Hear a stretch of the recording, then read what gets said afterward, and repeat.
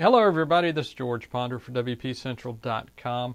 Got a video review for you today. This go around we're taking a look at the Windows Phone game Tile Attack. Now Tile Attack, it's got a little bit of a Tetris feel to it and a little bit of a Bejeweled feel. It's kind of like a Bejeweled with tiles instead of jewels.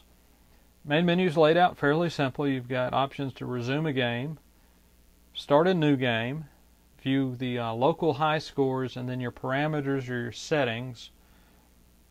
Basically sounds on and off, and then reset your high scores. One thing missing is a help and how-to section, and I'm seeing this becoming more common with some of these Windows Phone games where they don't have a help and how-to section.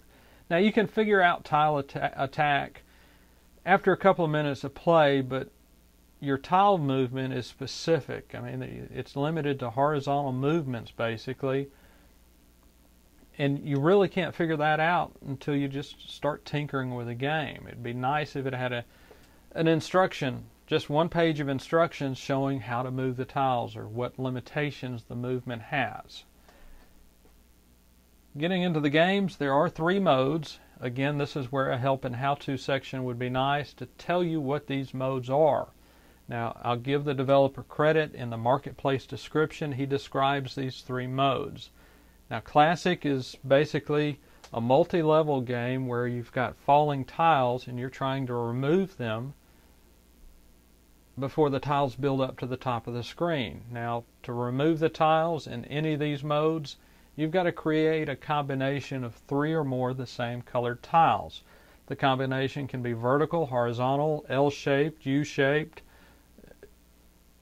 whatnot. Now, survival is a fast-paced 60-second round where you're trying to remove as many tiles as possible within that 60 seconds.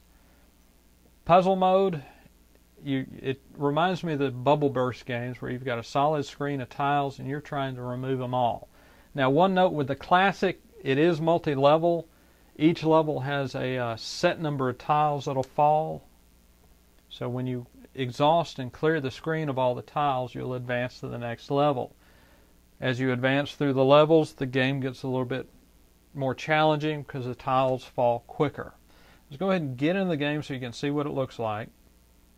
Here's the Classic mode. Again, your tiles can only be moved horizontally. You cannot slide them back and forth, but you can slide and drop.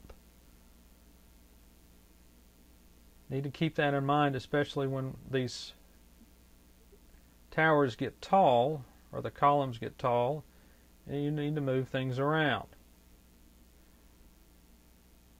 And sometimes they get eliminated a lot quicker than you can move them. Chain reactions are nice and helpful.